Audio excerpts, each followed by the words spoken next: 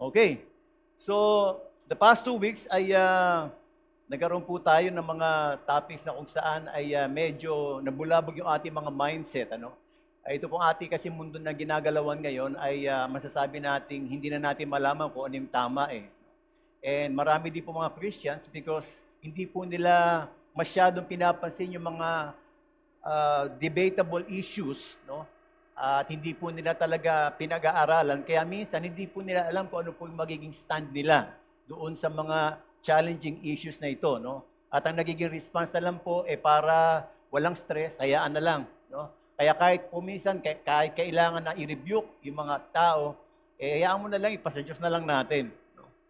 Well, alam natin lahat na bilang mga Kristiyano, we are called to be radical sa ating pong pananampalataya. And last week, no, napakaganda po ng ating tinalakay kasi natalakay po natin kung paano po tayo magkakaroon ng way to share and to defend our faith in Christ, no? Na kung saan yung mga tao hindi mapapalayo sa Diyos kundi mas mapapalapit sila.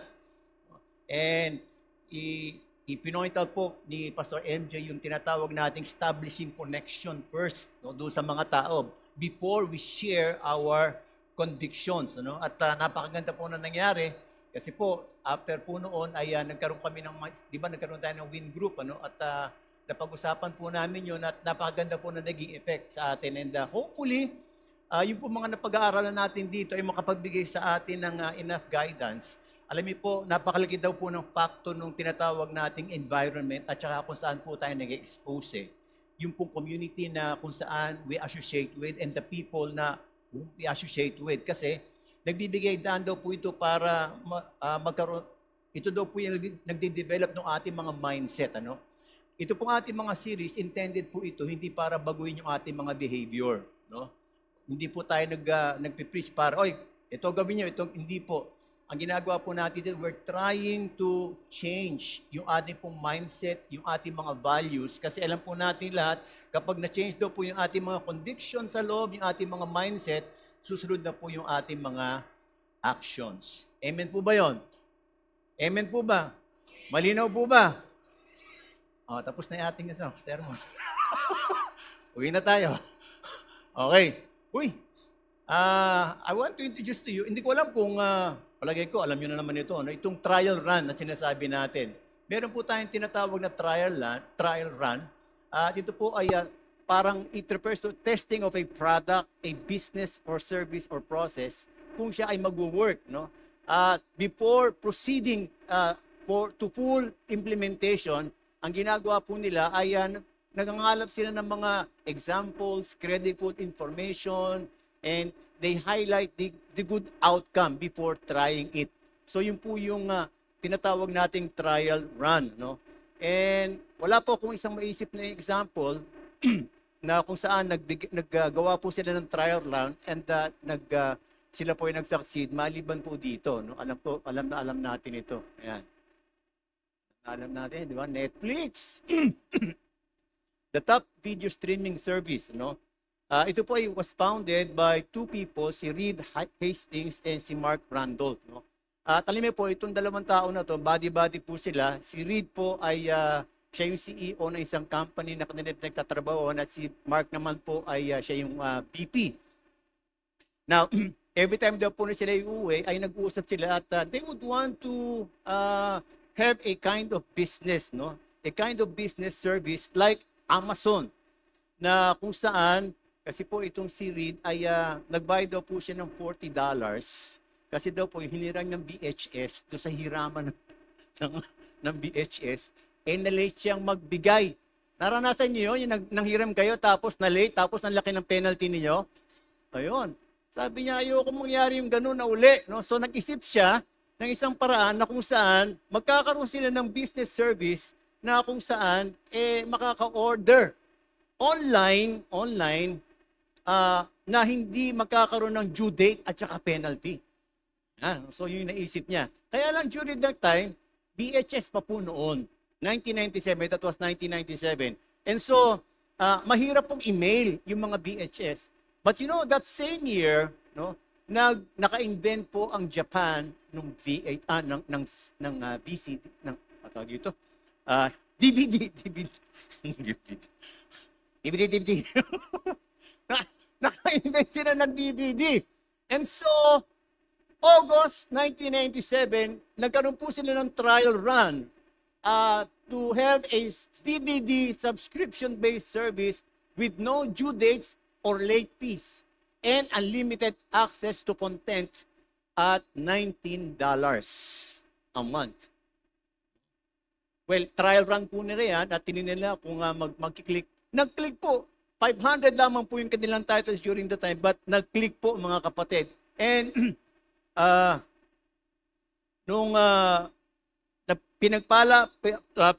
ang ginagawa po nila sa mga DVD, pinapadala po nila, may package, pagkatapos merong return postpaid na. Para na sa ganun, kapag halimbawa ibabalik nung naka-receive, kahit kailan daw po ibalik nila, paid na po yung postage at ibibigay nila kung gusto nila manghiram uli. And alam niyo ang nangyari mga kapatid, the trial run worked and nagkaroon po sila ng maraming subscribers, and within 5 years of launch, Netflix was shipping millions of DVD daily. Nangyari, no? And it quickly became one of the best place to rent movies online. Yan. Kaya lang, hindi po sila nag-satisfy doon. And 2007, mga kapatid, they begin streaming the content. And ito'y na-deliver nila through TV, computers, and tablets through the Watch Now service. No? At yung kanila pong first trial run ang ginawa nila sa Canada. At nag-launch po sila ng 1,000 titles. No? Ibig sabihin yung mga movie titles po yan. Ano? And it is included free in Netflix $5.99 per month physical DVD subscription tier. 2011, mga kapatid, dahil sa masyado malaki na, ang ginawa po nila, dinivide na po nila yung kanilang business into two. Yung Netflix for streaming and Quickster for DVD rentals. No? Pero 2021, they hit 209 million subscribers in over 190 countries. I believe that includes Philippines na, no? And hindi na po 500 yung kanilang titles, 15,000 titles na po across all its international libraries. And they earned 25 billion in annual revenues. No? Now, because of the success test run, ay meron na po mga lumabas na ibang mga streaming videos, no? Lumabas na po yung Prime Video, yung HBO Max, yung Disney Plus, at saka yung Hulu. Diba? I don't know if you're familiar with Hulu. Ha? Sa Mindanao lang po yan na nai-air. Kasi yung Hulu po nasa Mindanao. Hindi. Got you there. Thank you, ha. Thank you at binili yung aking joke. Okay. Okay. If trial run works in these areas, can we try it in some other areas of our lives? Halimbawa, paghanap ng BFF. Para malaman ko kung talagang tunay na BFF ito, magte-test run ako. O at least 1 year, 2 years. At magsiset ako ng mga standards and expectation. At kapag na-meet yung mga standards and expectations ko, then, ikaw na nga ang aking BFF. Pwede ba natin gawin yon?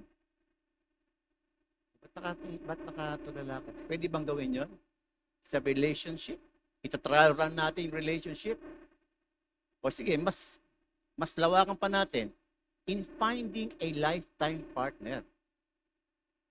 Pwede ba tayong magkaroon ng trial run sa ating lifetime partner? Kasi habang buhay mo sasamahan yan, hindi po ba? And so, sige, ang gawin natin, mag-trial run tayo, magsama lang muna tayo ng 1, 2, or several years, and then, pag halimbawa, na-meet yung ating mga expectations, na-meet yung ating mga standards, then, let's decide, magpakasal na tayo. Pwede po bang gawin yon? Meron bang gumagawa nun? Actually, mga kapatid, yan po yung ating tatalakayin ngayon, Kasi Alam niyo po na kahit sabihin natin na big no po tayo dyan sa mga sinasabi ko kanina, alam niyo po ba na ang ating pumuno ngayon ay is now becoming parang on this. The trial run for marriage is becoming now a rule rather than an exception. And it's now spreading not only in the Philippines but also worldwide. At yung pong marriage ay na-treat na po na parang isang product o kaya business. And ito pong trial run na to, ang tawag po nila ay cohabitation or simply called live-in. Yan, live-in. Okay. Kinuha daw po nila ito, yung biblical support ito doon sa may John 2. Wedding in Cana. Tagalogin niyo nga yung wedding in Cana. Yan. Kasalan sa Cana. Yan. Yan po yung kanilang biblical support, no? Okay. O, pangalawa na yan, ha? Pangalawa na yan. Alam ko nasusulat kayo, eh. Okay. Pag sinabi natin cohabitation, ito daw po yung two unrelated adults of the opposite sex sharing the same living quarters, no? In an emotional or sexual relationship. But they live together without being formally married. Hindi po sila formally married. Now, alam niyo po ba na ito pong current statistics natin sa 2020 in the Philippines, na outpace na po nung cohabitation, yung legal separation. Yung legal separation, annulment. Mas naunahan na po ng cohabitation ngayon. Kasi, according to survey, nearly 15% of Filipinos, that's 12.9 million adults, were in live-in arrangement already. How about legal separation? Only 1.9% or 1.64 million were divorced, separated, or annulled. Of course, kaya po mababa yung tinatawag nating divorce. Wala naman kasi divorce sa atin. Wala ling legal separation. Merong annulment. Kaya yung annulment po, napakamahal na at napakatagal pa po bago matapos. It will take you 6 to 18 months. Now, alam niyo po ba, more than this, 58% of young adults 21 to 39 years old view cohabitation as acceptable. Wow. Hindi ba kayo nabibigla dyan? O okay lang? Okay lang ba? So as Christians, how do we respond to this? No? Hindi ko alam kung meron po kayong mga loved ones or friends or relatives na nandito po sa ganitong arrangement. Now, tatanungin natin, nagulat po ba ang Diyos sa mga survey na ito? Was God surprised na naunahan na ng cohabitation yung separation? Well, I do believe hindi po. Hindi po pwede ma-surprise ang ating Panginoon kasi in the beginning pa lang, nagbigay na po siya ng pattern sa atin kung ano po ang dapat na itrato natin doon sa marriage. At nagbigay po siya ng guidance so that we can have a healthy mindset in relation to marriage. What live-in couple thought will give them good outcome and assurance of successful marriage in the future ended up more disappointed. Why? Because according to survey conducted by Columbia University, they discovered that only 26% of women and 19% of men ended up getting married to the person with whom they were living. So, 3 sa 10. 2 sa 10 ang nagkakatuluyan lang. No? So, anong nangyayari? Yung mga nagko-cohabitate, they ended up separating also. Hindi rin po nagkiklik. No? Now, ang tanong natin, bakit patuloy pa rin sila nagkakaroon ng tinatawag nating cohabitation? Well, ayan po, the chances of cohabiting couples getting married are less because they fundamentally believe cohabitation is an option to marriage. Wala pong ginawang option B ang Panginoon sa marriage. Wala po siyang ginawang option. Now, bakit po patuloy pa rin yung mga tao? Well, maybe they do not know kung ano po yung ordained na sinasabi natin God's marriage. And Another thing is yung tinatawag nating convenience. No? According to sa aking anak, si Paul, nabasa daw po niya, human brain daw po natin is constantly looking for ways to reduce pain and to gain pleasure. So, pag pinag-usapan po natin yung marriage, people either choose convenience to reduce whatever pain they get in marriage, or they may continue to seek seriously the gain that they can get from God-ordained marriage. So, meron pong choice, Now, alam niyo po ba that God looks at marriage as sacred? Do you believe that, mga kapatid? God looks at marriage as sacred. Kasi among all the physical relationships that we have, yun lamang po marriage ang na-include sa creation. Siya lang. Wala pong ibang relationship. And marriage, ayan pala, So either we choose convenience to reduce whatever pain we may get in marriage or continue to seek seriously the gain that we can get from God-ordained marriage and commit to obey it.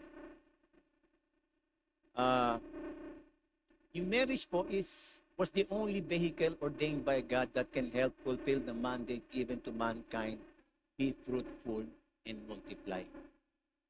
Hindi po niya sinabi yan sa mga friends.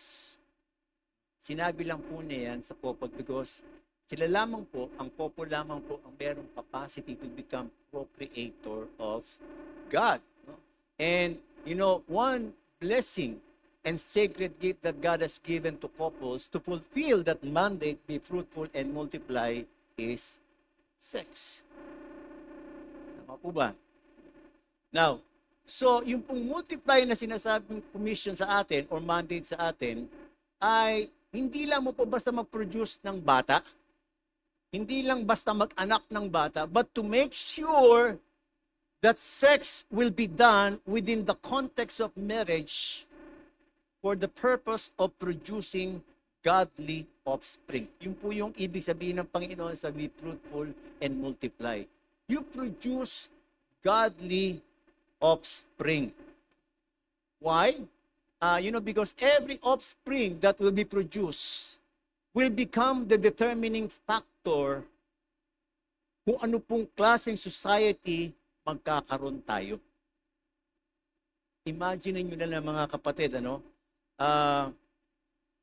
ito po I firmly believe this, conviction ko po ito, hindi ko po inaano na maniwala rin kayo, but this is my conviction. I believe because God had ordained marriage as, the way by which sex can be consummated. I do believe that every offspring that will be produced outside the blessing of marriage will have problems. At alam mo, nakakaawa po minsan, hindi po alam ng mga nagko-cohabitate na ang mas naapektuhan po doon sa kanilang ginagawa kapag sila po ay nagkaanak outside marriage are the children. Because when we have cohabitation, nagkakaroon daw po ng tinatawag nating maraming unplanned pregnancies. Unplanned pregnancies. And of course, they are sinning the sin of fornication. Fornication po is sex outside marriage.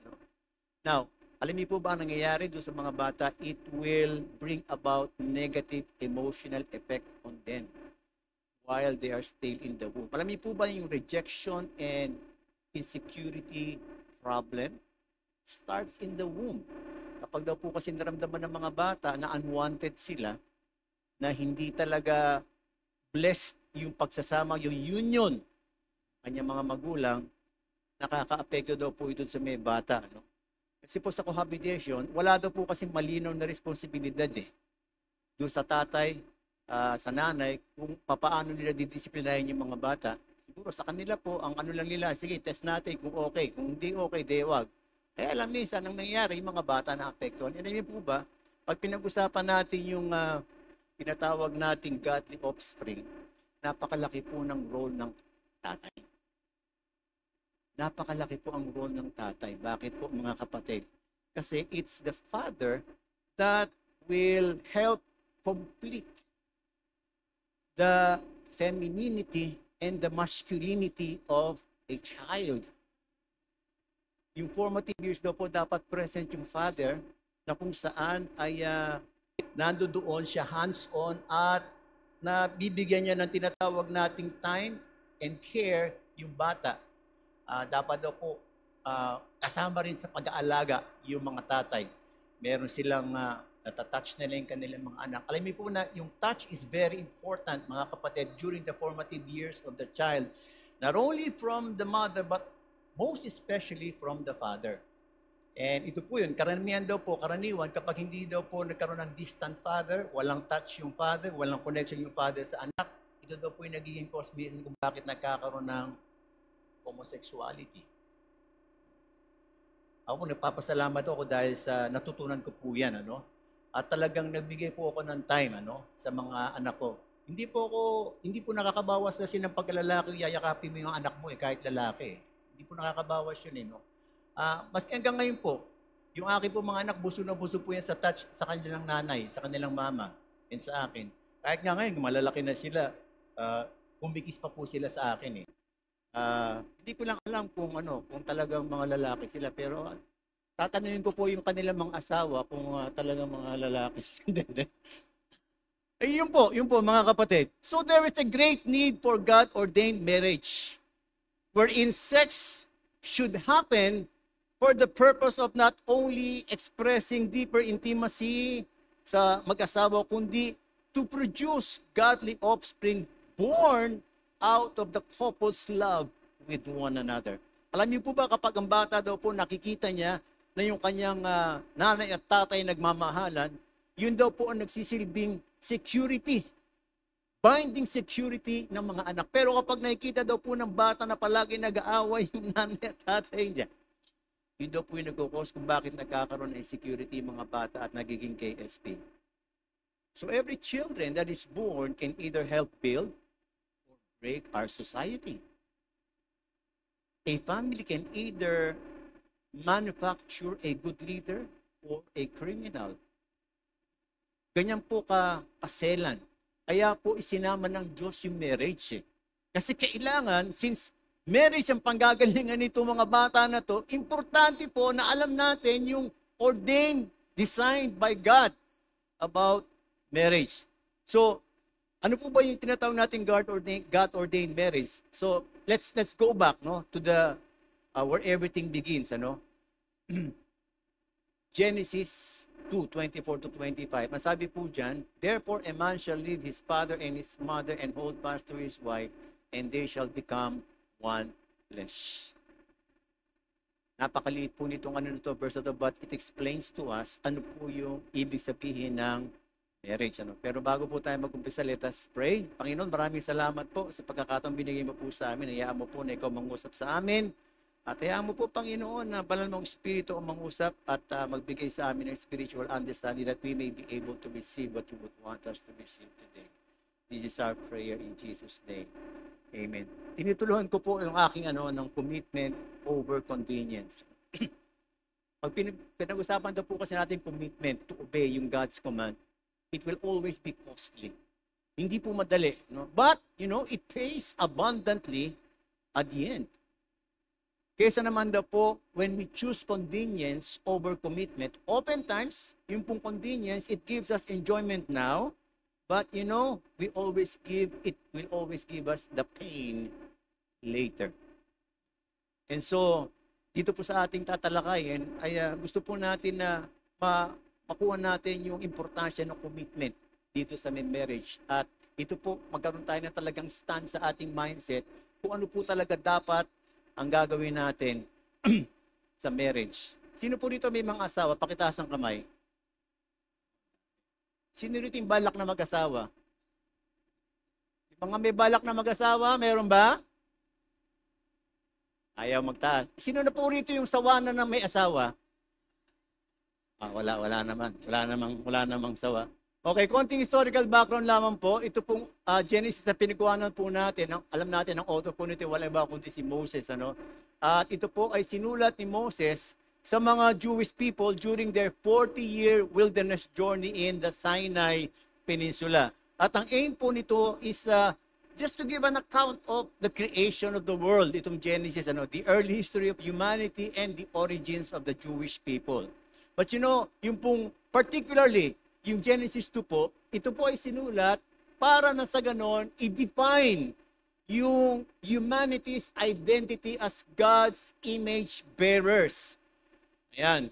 God's image bearers po yung lahat ng tinrate ng ating Panginoon. In-affirm din dito yung dignity and partnership with God ng tao and his moral responsibility. And so, in including the marriage, in this Genesis 2, dito po makikita natin na in-include po ng ating Panginoon yung moral responsibility natin. Well, this was given before the fall, but even after the fall, hindi naman po nagbago yung prinsipyo at yung tenets ng ating pong Panginoon. It's the same thing. So, tatlong bagay po yung masasabi nating binanggit dito, natatalakay natin later. Sabi dito, when you get married, you need to leave your father and your mother. You need to hold fast to your wife and you shall become one flesh.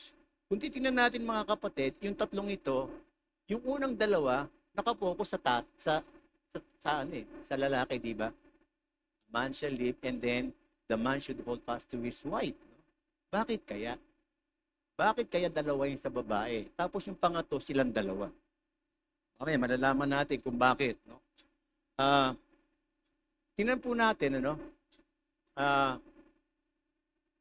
ito po yung tinatawag nating first wedding na naganap sa creation. And the reed that the Lord God had taken from the man, he made into a woman and brought her to the man. Ito pong verse na to, it speaks of the first wedding ceremony in human history. God was the officiating minister. God was also the father of the bride kasi siya po yung nagdala doon sa babae, doon sa lalaki. It was a garden wedding. A garden wedding. Kaya siguro nausing garden wedding Wala pong principal sponsors. And take note, walang in-laws. Okay? May narinig ako Ano daw po ang kaibahan ng in-laws sa outlaws? Yung mga outlaws kasi ito yung mga kriminal di ba? Kriminal, di ba? Ano po daw ang difference ng in-laws at saka outlaws? Ang outlaws daw po ay wanted. Okay. Kung kakayanin ng mga brain ninyo yung aking sinasabi, okay? Kayo na bahala kung anong in-laws. Okay? Kung outlaws wanted, in-laws, ewan ko. Okay. Now,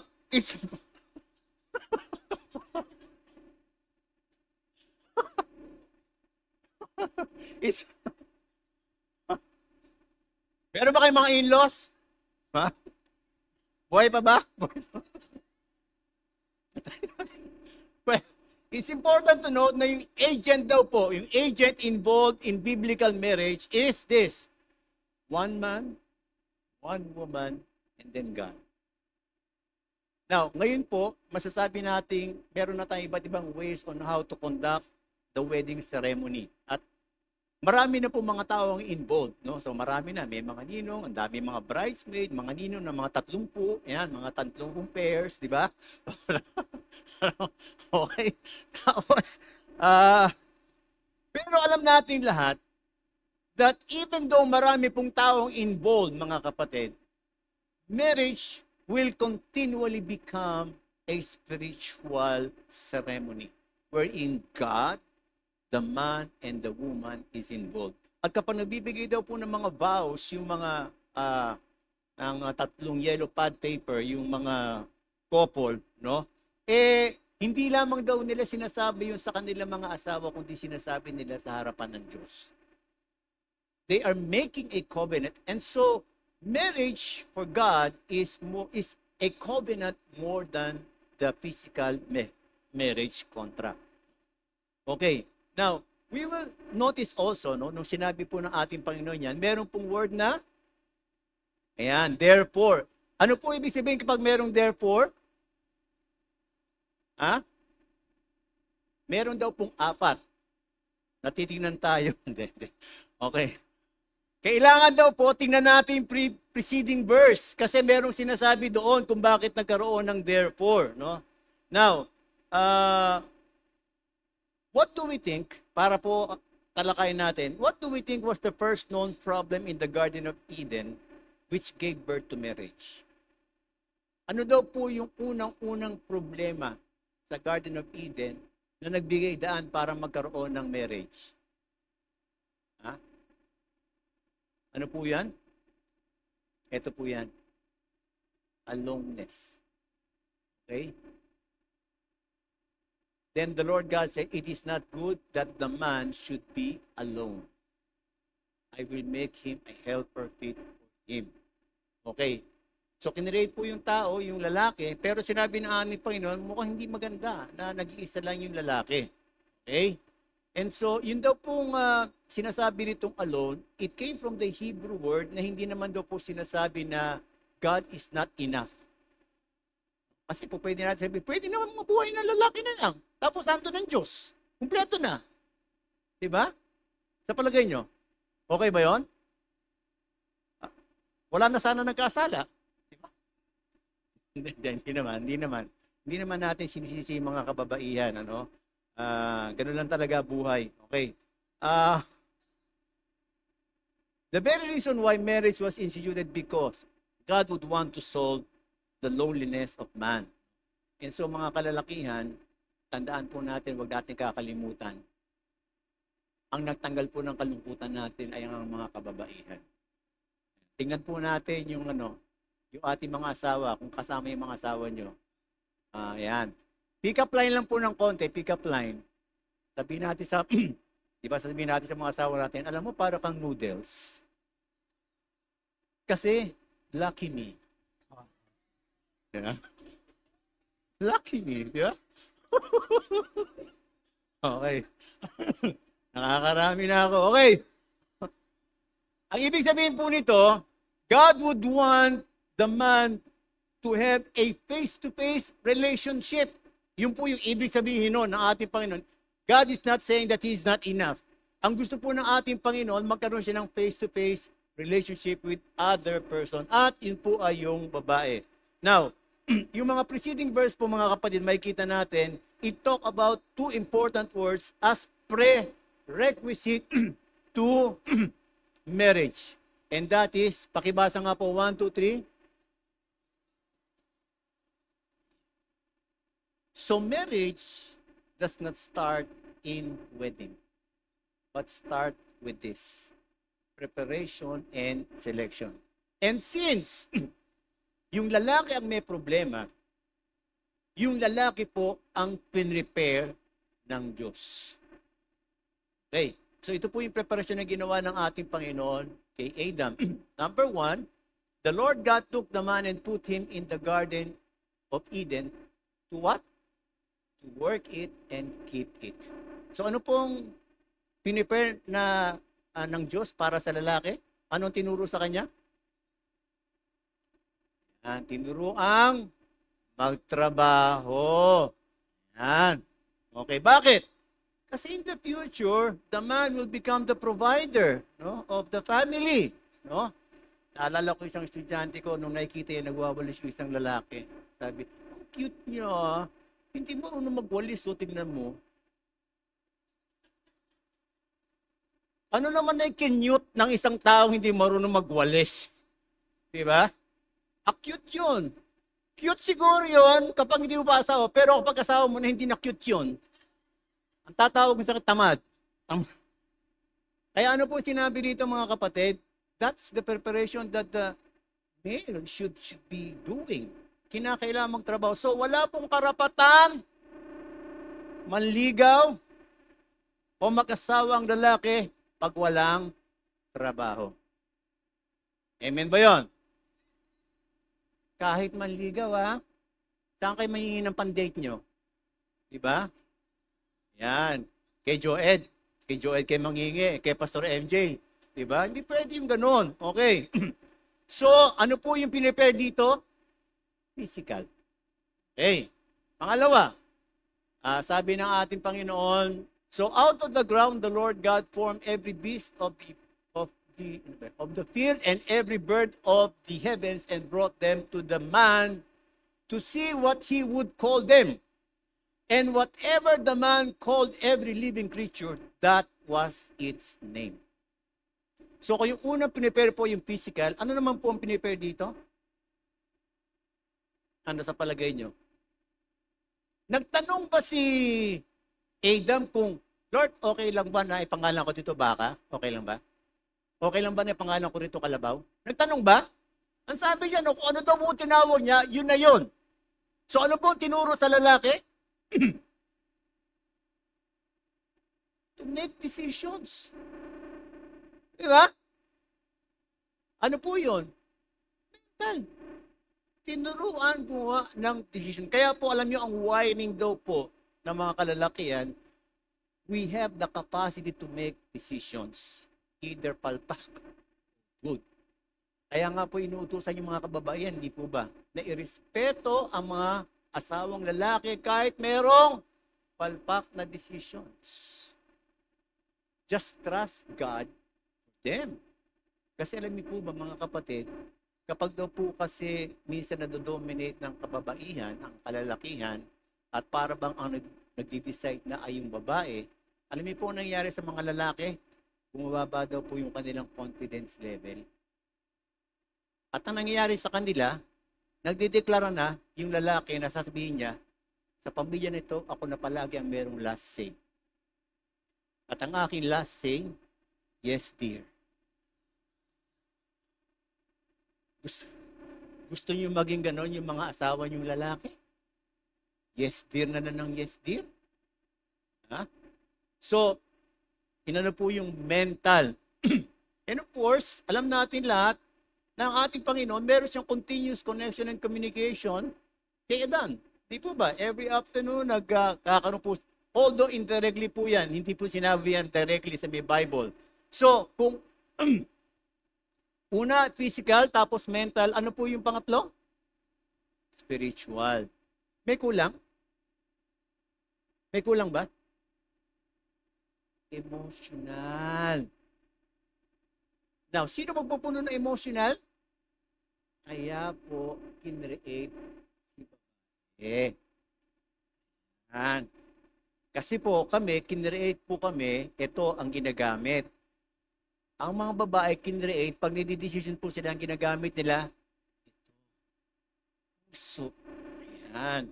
Kaya po mga babae, usually, most of the women, alam niyo mga kapatid, sila po ang mas may pahalaga sa relationship. Kaya nga naman, pag halimbawa, nasaktan sila, sila din yung mahirap magpatawad eh. Kasi, alam, sila yung mahalo sa relationship eh. Para makumpleto ang isang lalaki, kailangan niya ng babae, hindi lang helpmate, kundi para magkaroon siya ng emotional nourishment. Kasi karaniwan po ang mga babae, ang mga lalaki, mga bato po kami. Parang walang feelings, no? Pero mga babae, kapag andyan po, sila po yung may mga feelings. Okay. So yan po yung preparation, physical, mental, and spiritual. And so, parang sinasabi dito, mga lalaki, wala kayong karapat na mag-asawa hanggat hindi kayo prepared dyan. Physically, mentally. Meron mga isang babae, sinabi niya, alam mo, masyado akong naano sa kanya, mas lalo akong nahilab sa kanya. Kasi, palagi siya nang hihingi ng advice sa akin.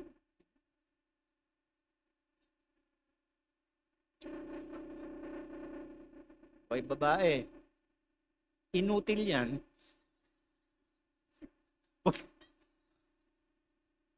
Lalaki. Mga style lang po ng mga lalaki. Kunyari, hingi ng advice. May problema ako eh. Hingi ako ng advice sa iyo. Diba? Yung mga babae naman, tuwan-tuwa. Diba? Parang, hihingan ako ng advice. Okay. Nako, huwag mong piliin yan. No? Now, punta po tayo doon sa selection. Ayan. Okay. Ano po yung nangyari sa selection? Sabi dito, pinatulog ng Panginoon si Adan at habang siya natutulog, kumuha ng rib sa kanya at ginawang babae. Ano po yung ginawa doon sa babae? Pagkagising ni Adan, dinala sa kanya. Nakapili ba si Adan? Bakit? Tulog eh. Tulog. Tsaka wala naman siyang idea kung anong ideal girl. Tayo kasi dami natin mga ideal girl. Wala pang Islam book nun eh. Di ba? What is your ideal girl? Di ba? Parang gano'n. Gano'n. Islam book eh, di ba? Ako po nung ako po hindi pa Kristiyano, no? Gusto ko pong maging jowa, yung mas matanda sa akin. Kasi feeling ko, mas matured na yung gusto ko maging jowa eh. So, ang mga nililigawan ko, mas matatanda sa akin. Yung una kong niligawan na mas matanda sa akin, awa ng Diyos, nabasted ako eh. Pero sabi ko, natuto po ako, hindi na ako mababasted ulit. At alam niyo, hindi pa ako Kristiyano noon, hindi pa ako Kristiyano noon. So, kahit ang niligawan ko, teacher, ay, napapasagot, walang problema. Binago yung style eh, no? Hindi naman maganda lalaki, hindi naman kasi sa gandang lalaki yan eh, no? Nasa pagsasalita yan eh, no? Nasa mga strategy yan eh, no? Di ba, Joed? Nasa strategy yan eh. Okay. Okay. Ano po ang principle dito mga kapatid? God should be involved in the selection of partner ng lalaki. Kasi po, lalaki ang pipili. Lalaki po ang pipili. Now, ang tanong natin, paano malalaman ng lalaki yung right woman sa kanya kung wala naman siyang connection sa Diyos? Di ba? Paano yun? Paano yung marinig yung boss ni Lord na, siya na. Lord, siya na ba? Siya na. Siya na ba? Okay. Okay. Tandaan po natin mga kapatid, kaya importante po yung selection kasi habang buhay pong kasama yan, di ba? Ano po ang description natin sa isang buhay na kung saan ang kasama mo sa buhay mo ay mahal na mahal mo at talagang gustong-gusto mo. Ano po ang description sa klase ng buhay na gano'n? May tawag doon eh. Ang tawag ng mga tao doon, langit. Di ba? Langit yun, di ba? Pagkasama mo, mahal na mahal mo, gustong-gusto mo. Talagang, di ba? Hindi matatapos ang araw. Eh, ano naman kaya ang tawag doon sa yung kasama mo, inis na inis ka na, parang gusto mo nang, ha? O kaya nagsabi yan, ha? So, it's impyerno, di ba? Yung ayaw, parang gusto mo na, Lord, pabaitin mo siya para kunin mo na siya. Diba? Now, ito po yung ano eh. Ayun ba, di pa tayo Kristiyano nung nagkaroon na tayo ng mga asawa? Di po ba? Hindi naman natin nasunod yung idea setting ng selection. Paano ba yon? Di ba? Nagkamali ba ako? Alam niyo mga kapatid, kahit di pa po tayo Kristiyano, kapag conscious naman daw po tayo na merong Diyos, kasi meron mga tao talaga, mga lalaki na nagpipray hindi naman sila eh. Conscious sila na alam ng Diyos yung best para sa kanila. At pinipigyan po tayo ng signal ng Panginoon eh. Ang signal na yun, yung tinatawag nating spark. Spark. Ayan. Okay.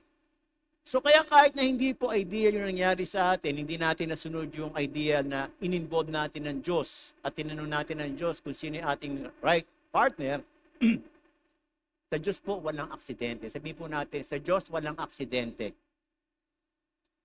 So yung mga asawa ninyo, sabihin nyo kung katabi ninyo, hindi ka aksidente. Dahil ikaw ang permanent na residente sa aking puso.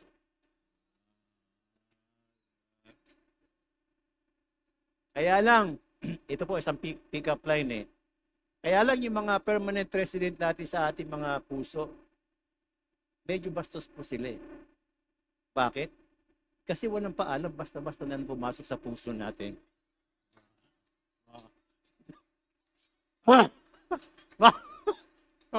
Dami ka hatang pick-up lines ngayon ah. Nag-research ako eh. Okay. So, gusto niyo ba? Kung siyo ba? Ha? Sana i-turn off natin yung ilaw para tayo na mag-on. Okay. Nakuha niyo ba? Okay. Sige. Sa mga babae naman po, since hindi po sila yung pipili, sila lang yung niligawan. Meron po ba silang role? Walang role po ng mga babae. Magtatanong din kayo sa Panginoon. Magtatanong din sa Panginoon, Lord, siya na ba? Okay. And, wala pong matimtimang panalangin na hindi sinagot ng Diyos. Naniniwala po ako dyan, ano? Ang dami pong magandang story ng isang ng isang couple na kung saan sinunod nila yung pattern ng ating Panginoon. Example ko lang po yung aking pong anak si Paul. After po nung mga breakup niya doon sa kanyang mga ganun no? Hindi naman po siya maraming niligawan, no? Hindi po. Siya po yung niligawan Okay. Every time po, sabi niya, yung niligawan ko, yun na yung pakakasalan ko. Sabi niya. At ang ginagawa po niya mga kapatid, every time na nagpapagawa siya ng basketball jersey, nagpapagawa po siya ng isang jersey, at tinatanong namin, para kanino ba to? Yung jersey na yan. Para sa magiging asawa. Oh, sabi namin, ang liit-liit. Sabi, pang bata lang yan. Ano ba yung mo? Bata? Ang liit kasi talaga nung ang liit talaga. And, of course, nagtatanong siya, nagtatanong siya sa ating Panginoon, and dumating po yung right girl for her. Ito na ngayon, ang test. Kasya ba sa kanya? Kasya ba sa kanya yung jersey? Ha? Cinderella, no? Hindi sapatos jersey, no? Alam niyo mga kapatid,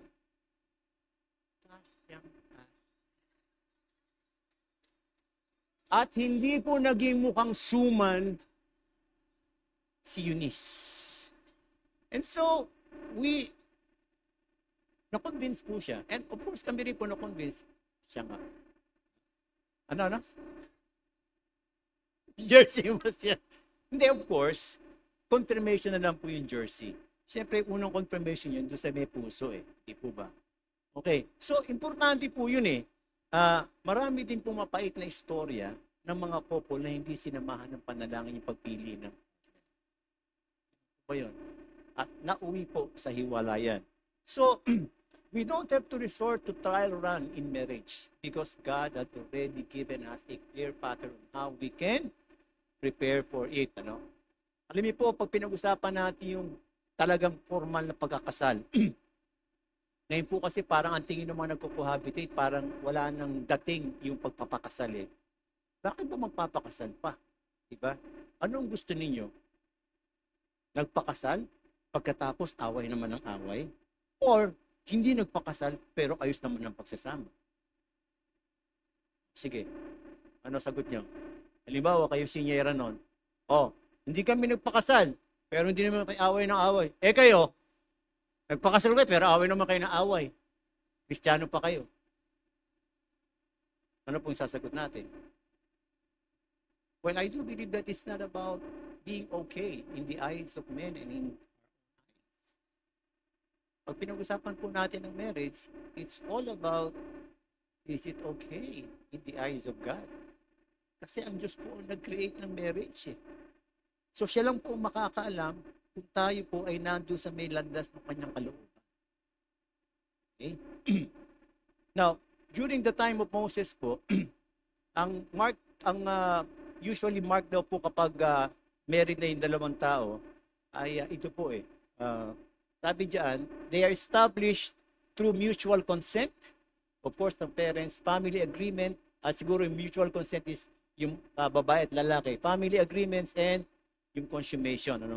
So, in other words, kahit wala daw pong formal ceremony, the key elements that mark the marriage of two people during the ancient days were consent by the parents, covenant with God, recognized by the community, and then consummation, yung tinatawag po nating sex.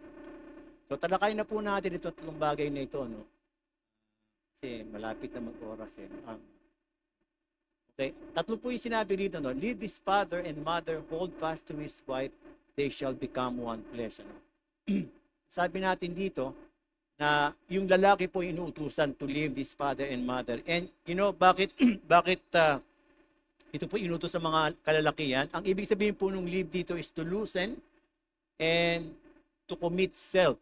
To commit self to that commitment, his new commitment.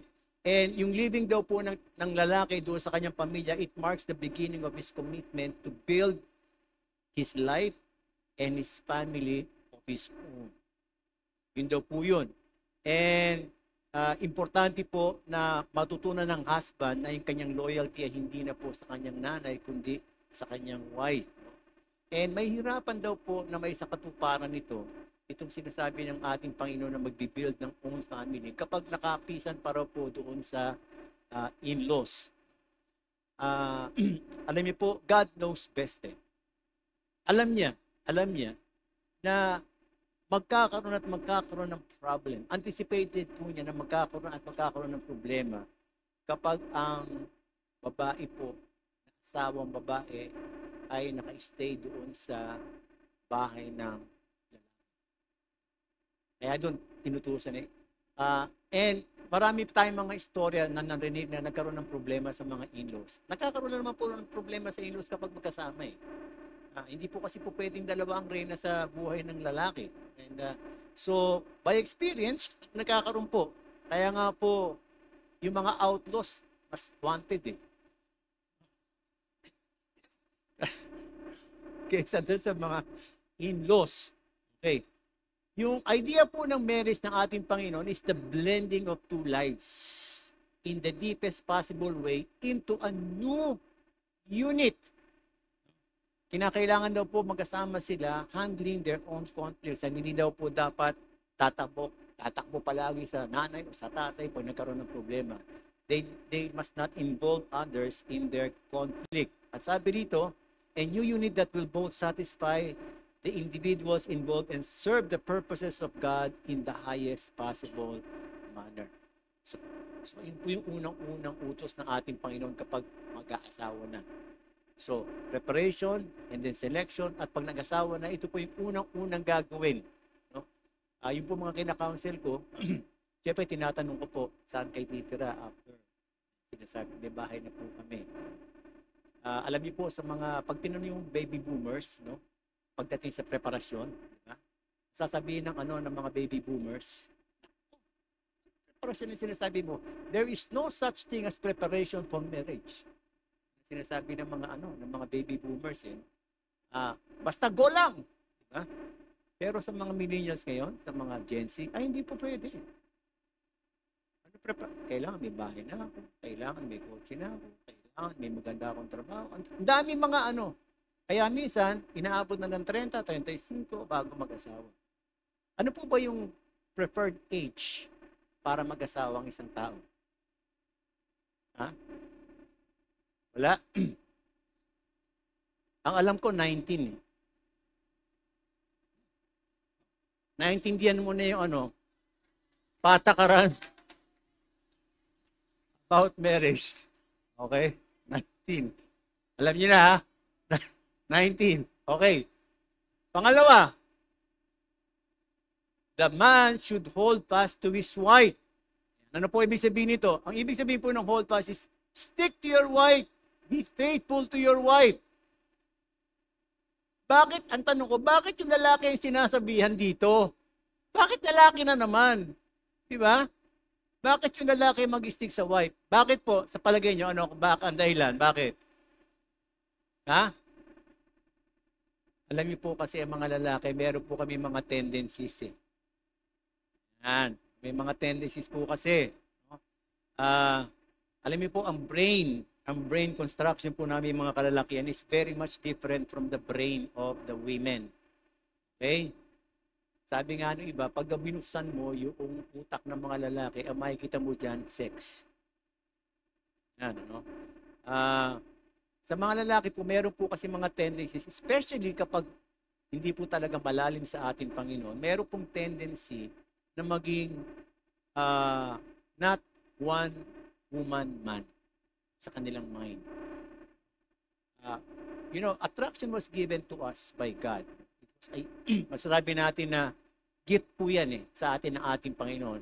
Kaya lang po, sa mga kalalakihan, especially kapag hindi po ganun talaga kalalim sa ating Panginoon, ang nangyayari po kasi sa aming mga kalalakihan, meron po palagi mga lustful thoughts na dumadaan dyan.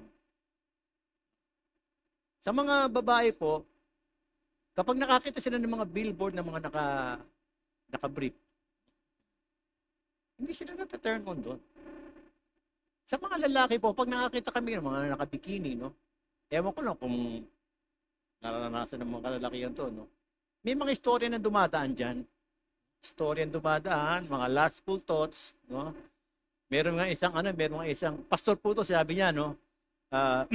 Hindi nyo lang alam, minsan yung mga madre, nauubarang po Meron ganon. Pero sabi nga, meron daw, yun daw po mga lustful thoughts para mga ibon na lumilipad sa ulo mo Pwede daw pong hayaan mo lang dumaan sila. Huwag mo daw hayaang mamungad dito sa iyong ulo. Kasi pag namungad na daw po, yun na po yung nagiging way para hindi maging faithful yung mga kalalakihan sa mga kanilang mga babae. And our culture, yung culture po natin, believes, meron pong mindset, it's normal for a guy to have a mistress. Kaya meron isang pastor's wife na gumawa ng book Ano yun? How to treat your wife as a mistress. Ganun Kasi mas mahal daw, mas malambing daw kasi yung mga lalaki sa mistress So, ang sabi ng, gagawa nga ako ng book, papaano ako magiging mistress sa asawa kong lalaki. Sa babae po, wala daw pong problema. Kaya po, ang lalaki yung sinasabihan po dito. No? Now, most women, kapag daw po sila nagsabi ng yes sa kanilang mga lalaki na mapapangasawa, one man, woman only lang daw po karaniwan ang mga And when they say to the man, their yes means a lifetime relationship with the man of their life. So, of course, sa mga kalalakihan, that is a lifetime struggle po ng mga kalalakihan. But ang solusyon lamang naman po dyan, of course, ay hindi palaging i-rebuke yung mga lustful thoughts, kundi gumawa po ng tama. Sabi nga, how can a young man, keep his way pure? By living according to His word. Your word have I hidden in my heart that I might not sin against you. So sa mga kalalakihan po, so yun po yung pangalawa. And then pangatlo, ito po, yun daw po masasabi natin, yung pong problema ng mga nagko-cohabitate.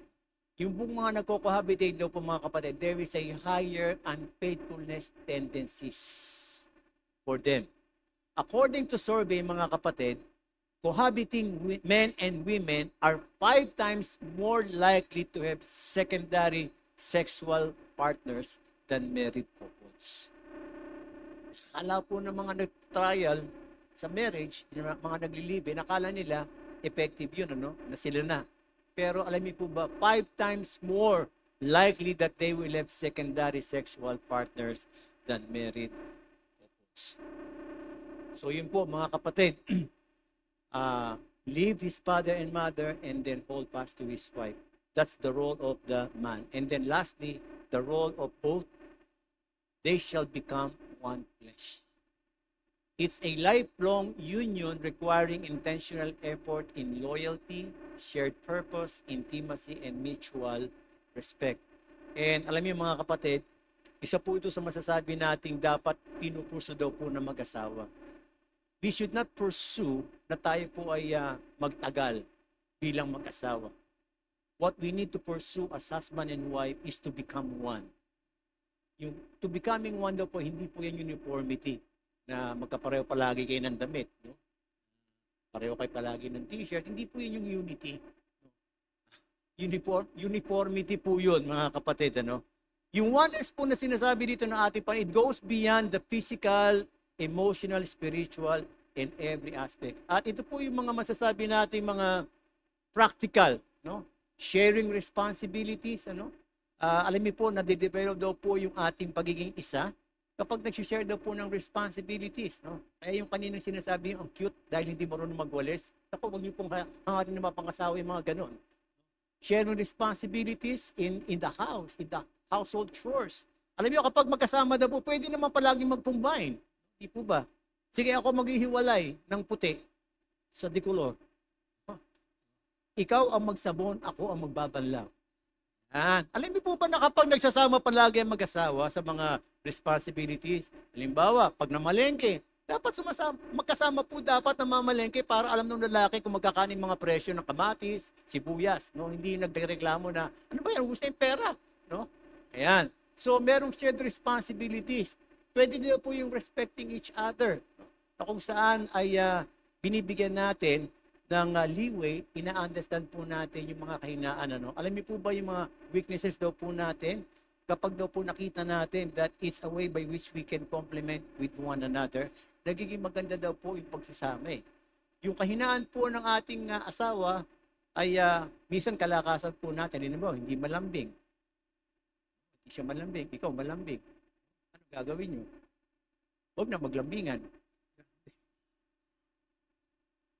Kung ano po yung matututunan natin, yung kalakasan ng ating partner, din po natin. Ako po dati, hindi po ako malambing dati. No? Papasalamat ako kasi asawa ko malambing. Expressive, thoughtful. No? Natuto na rin po ako maging thoughtful kahit tote. Pero alam nyo, yun po yung maganda. Yung kahinaan ng bawat isa ay dapat na nakikita natin, na-accept natin. Avoiding any hint of unfaithfulness. Sharing life experiences, problems, and victories. Ayan.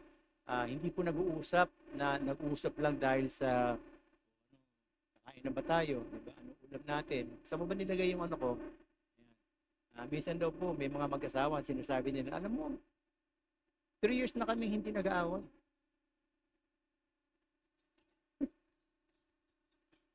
Kasi 3 years na rin hindi nag-uusap eh. Hindi nag-share rin. Okay.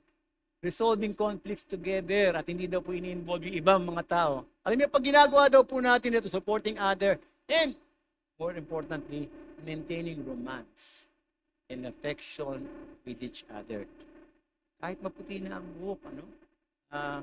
Let's try, no? Minsan kasi para bang, minsan, pag medyo matanda, sinasabi natin,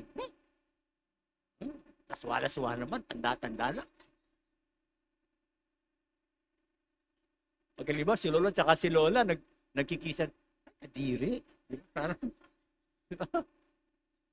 dapat daw po hindi nawawala yon. Kasi that is one way by which we can preserve and pursue yung tinatawag po nating oneness. Now, I want to tell you that, marriage is all about giving. It's all about giving. And it is only when we learn to give it all for the good of our partner and not waiting for our partner to do his part, that is the only way by which we can really enjoy your marriage. So both the husband should always be in the giving mode. Imagine niyo, kapatid, yung lalaki give it all, yung babae give it all, at hindi maghihintayan, sige, ilalab kita, mag-submit ka muna sa akin. Isang ganun, hindi po ba? Hindi. Ilalab kita kahit hindi ka mag-submit. Sasubmit ako kahit hindi mo ako ilalab. And when we learn how to give it all, everything to our partner for the good of our partner, doon daw po natin mararanasan yung talagang blessing ng marriage. Part of the reason daw po kung bakit maraming couples ang nagre-resort sa cohabitation or separation, bakit daw po? Kasi wala daw po silang masyadong makitang magandang testimony ng God-ordained marriage. True? True po ba yan? Wala silang makita eh. Even Christians, minsan nakikita nila hindi maganda yung pagsasama. Supposed to be dapat God-ordained marriage. So, I can say that God-ordained marriage is still the best route. Let's ask God grace and strength. No? Kulang pa po itong sinabi ko sa inyo. At alam nyo, hindi naman sinasadya, pero naging sequel po itong aking topic para po sa Sabado. Magkakaroon po tayo ng marriage seminar sa Sabado. Punta po kayo. Kasi mas mapapalawak po yung ating kaalaman kung paano po tayo magiging isa bilang mag-asawa. Pwede mo pumunta rito yung mga nagbabalak mag-asawa. Okay? Yung mga nagbabalak mag-asawa, para na sa ganun, alam na natin kung ano ito yung gagawin natin. Yung po mga ang asawa ay nasa abroad, pwede rin daw po kayo sumama, sabi ni Pastor Peter. Pwede raw po kayo sumama. Hindi ko lang po alam kung yung mga widow po siguro, medyo baka mahirapan po kayo maka-relate. Pero yung po mga balak mag-asawa, into marriage na po kayo, pwede po kayo umattend. 5:00 po tayo mag-uumpisa kasi gusto po nila na magkaroon ng mas malaking oras para magkaroon tayo ng mas maraming interaction. Okay? So, ngayon na po ang last day for registration kasi po, meron po mga sasamang mga ibang mga couple sa ibang Metro Manila District. At kailangan po nating malaman yung number of participants hanggang bukas kasi po para po sa may food. Okay po ba? Okay. So, lastly, ito po yung gusto ko iwanan sa atin. Pakibasa nga po natin, 1, 2, 3.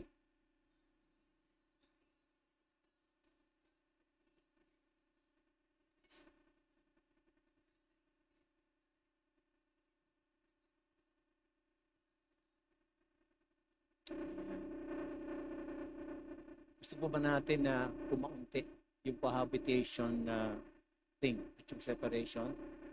Let's do our role. We are the image bearers of God. And you know, the only way by which they can be convinced that God ordained marriage is the best route, is when we exemplify that God ordained marriage life in our life daily. Not only before them, but also.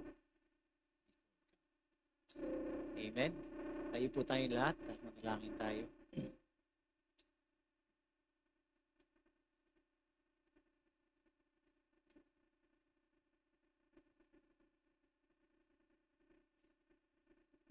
Maraming salamat po at patuloy ka pong nagbibigay sa amin ng mga bagay na kailangan po namin malaman para mas lalo pong maging maayos yung aming mga buhay. Lord, maraming mga pagkakataon, hindi po naging maayos ang aming mga buhay sapagkat hindi po kami direktahan ng iyong mga salita. Salamat, Panginoon, na sa iyo po ay walang huli. There is always a second chance, God. There is always a third chance. At Panginoon, sa pagkakataon, tignan mo po, Panginoon, yung amin po mga kanya-kanyang married life. Magkaroon po kami ng self-reflection, Panginoon. Are we becoming examples? Is our married life becoming an example to others that God-ordained marriage is the best?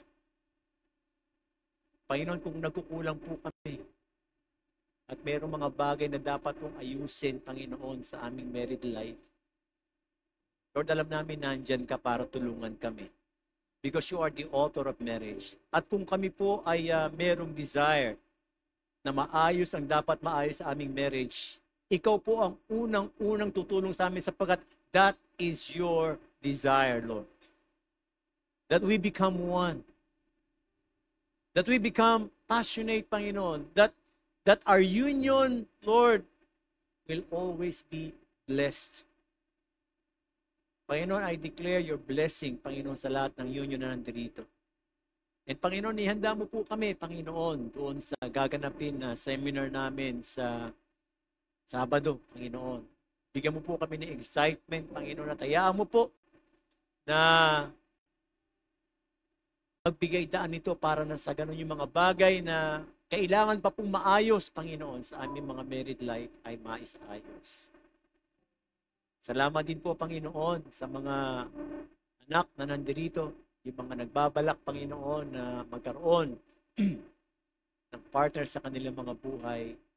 Lord, I pray that you will grant them, Lord, that kind of mindset that they will stand firm na i-obey, Panginoon, yung mandate mo, Panginoon, patungkol sa marriage because we know, O God, that that is the best fruit that we can ever have. Salamat po, Panginoon. Ito po maluwalhati sa aming mga kanya-kanyang buhay sa pangalan ni Jesus. Amen.